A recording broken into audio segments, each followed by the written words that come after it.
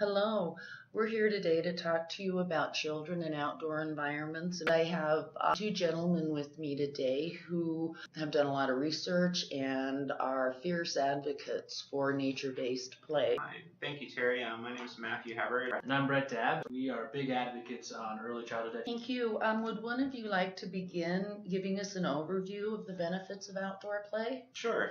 There are multiple benefits of being outside.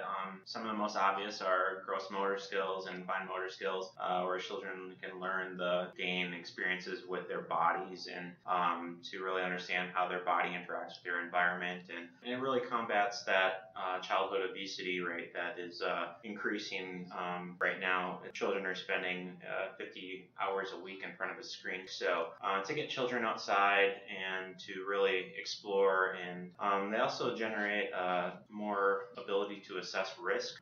So that gives them more confidence and to notice that their actions have a consequence at sometimes, or to really understand, that they are there to make sense of their world and their place in it. So I think there's lots of benefits that also health-wise, a lot of build better immune systems when they're outside. So there's lots of physical and health benefits, and also nature calms people. Anything to add, Brett? I would just say that nature-based learning really, if you think about it, you can address all the learning and developmental needs that a child has through the outdoors, through nature. Anything that a child can learn inside in a classroom can be learned outside in nature. Specifically, can you address maybe how it supports intellectual development? Sure. So one of the things to remember is that when we're talking about very young children, there needs to be a foundation laid for their knowledge development. So again, like Matthew mentioned earlier, those critical thinking skills, those teamwork, risk assessment, really those foundational, fundamental skills that children need to know for themselves as human beings, that they will access once they learn those skills through the rest of their life. And what nature really focuses on is those pre-academic skills to build those foundations. But again, as I just mentioned, they can learn a lot of all those things that you could learn in a classroom. So you've got your language and literacy, you do have math, you've got foundational science skills. Everything content-wise can be learned also through the outdoors, whether it's interacting with the plants or the animals or the sounds or the smells or the sensory through the textures of the different materials that you can find outside. So nature really helps address all of those things. Matt, would you have anything to add? No, I just want to emphasize like those pre-academic skills that you were mentioning. In nature, children can really kind of focus on what they want to do, and really kind of gain a sense of where they are. So it really comes down to being child-directed, Right. and children learn naturally through what they enjoy and their own natural curiosity. What should parents be looking for when they're taking their children outdoors? So the stereotypical thought when people say nature-based learning is probably outside with trees and in the forest potentially, but really your natural environment is just that. It's wherever you live. Your environment is really the space in which you live. Curriculum is what happens in an educational environment. So learning can happen everywhere, and I think that's what's really important.